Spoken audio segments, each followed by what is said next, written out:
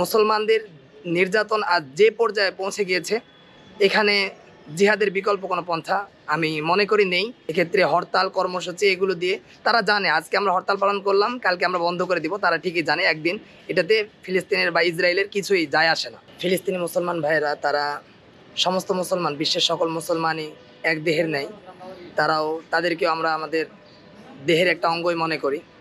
তো তাদের মধ্যে ফিলিস্তিনি মুসলমানদের উপর আক্রমণ করা মানে আমাদের দেহেই আক্রমণ করা, এটা সকল মুসলমানদেরই ধারণা এবং এটাই আমাদের বিশ্বাস করতে হবে, বিশ্বাস রাখতে হবে। যদি এটা না রাখি তাহলে তো আমরা প্রকৃত মুসলমানই হতে পারবো না। তো সেক্ষেত্রে ফিলিস্তিন মুসলমানরা আজকে নির্যাতিত, নিপীড়িত। সেই জন্য শুধু ফিলিস্তিন মুসলমানরা নির্যাতিত নয়, আমি একজন মুসলমান হিসেবে আমিও নির্যাতিত, আমিও নিপীড়িত, এটা আমি মনে করি। আর এক্ষেত্রে আসলে আজকে যেমন সারা বিশ্বব্যাপী যে হরতাল কর্মসূচি, এই কর্মসূচি এটা তো আসলে তাদের দেওয়া একটা কর্মসূচি। আসলে এটা এক্ষেত্রে আমি মনে করি ফিলিস্তিনের উত্তরণের পথপন্থা এক্ষেত্রে আমাদের ভাবনা বা আমার ভাবনা, আমি মনে করি যে ইসলাম নির্ধারিত যে ভাবনা, সেই ভাবনায় আমরা তাদের চাপিয়ে দেওয়া তাদের মতবাদে আমরা যদি করি আন্দোলন বা প্রতিবাদ করি, মানে আমার মন বলে না যে এর থেকে আমাদের মানে সামান্যটুকু কোনো উত্তরণ হবে। মুসলমানদের নির্যাতন আজ যে পর্যায়ে পৌঁছে গিয়েছে, এখানে জিহাদের বিকল্প কোনো পন্থা আমি মনে করি নেই। এটা তথাকথিত একটা আন্দোলন মনে করি।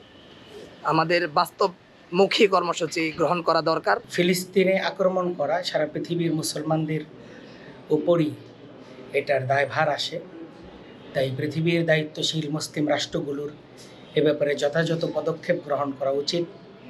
কিন্তু এটা আমাদের জন্য অত্যন্ত কষ্টকর এবং আজকে ভারাক্রান্ত হৃদয়ে আমরা এই বিষয়টাকে দেখছি যে ফিলিস্তিনের এই বর্বরতার ব্যাপারে সারা পৃথিবীর দায়িত্বশীল মুসলিম রাষ্ট্রগুলো নিশ্চুপ এবং তারা নীরবতা অবলম্বন করছে।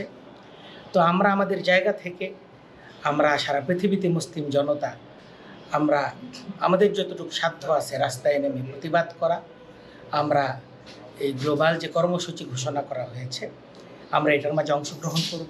বর্তমান যে বিভিন্ন কর্মসূচি আমরা পালন করে আসছি, যেমন আমরা ইসরায়েলি কোনো প্রোডাক্ট আমরা বর্তমানে ইউজ করি না এবং আমরা গ্রামে গঞ্জে পাড়া মহল্লায় সব জায়গায় আমরা দাওয়াত দিয়ে আসছি যেন তারা ইসরায়েলকে যেভাবে মানে কোণঠাসা করা দরকার, অর্থনৈতিকভাবে সামাজিকভাবে যেভাবেই কোণঠাসা করা দরকার সেভাবেই কোণঠাসা করব। এবং এটা মানে প্রাথমিক এটাও একটা পন্থা যে যতটুকু সামর্থ্যের আলোকে, সকলের তো এখন সামর্থ্য সব কিছুই একটা সীমাবদ্ধতা আছে, সামর্থ্যের আলোকে আমরা প্রতিবাদ করছি এবং আজকেও যেটা কর্মসূচি আছে সারা বিশ্বব্যাপী হরতাল, এটাতেও আমরা অংশগ্রহণ করব। এটার বিরোধিতা নয়, তবে আমাদের উচিত আমাদের মানে চূড়ান্ত যে মুক্তির পথ, সেই পথেই এগিয়ে যাওয়া, এটাই আমাদের উচিত। যে পুরা মুসলিম জাতি একটা অঙ্গের মতো, একটা দেহের মতো, যে কোনো একটা অঙ্গ যদি ব্যথা পায় তো এই ব্যথা সারা দেহ অনুভব করবে। সেই হিসেবে আমরা একজন মুসলমান হিসেবে আমাদের ফিলিস্তিনি ভাইদের প্রতি যে একটা বর্বরতার, তাদের উপর যে একটা জুলুম নির্যাতন চলছে, হৃদয়ের অন্তঃস্থল থেকে আমরা এর প্রতি ঘৃণা জানাই এবং তাদের প্রতি সহমর্মিতা জানাই। পাশাপাশি আমি যেহেতু একজন কওমি মাদ্রাসার স্টুডেন্ট, আমার তো আরও এক ধাপ এগিয়ে থাকতে হবে এবং আমরা সর্বাত্মক চেষ্টা করব যে এই পর্যায়ে আছি আমরা ফিলিস্তিনের পক্ষে সাহায্য করার এবং এই ইসরায়েলি হায়নাদের বিপক্ষে আমরা যে পর্যায়ে আছি ওই পর্যায় থেকে আমরা তাদের বিপক্ষে অবস্থান নেব।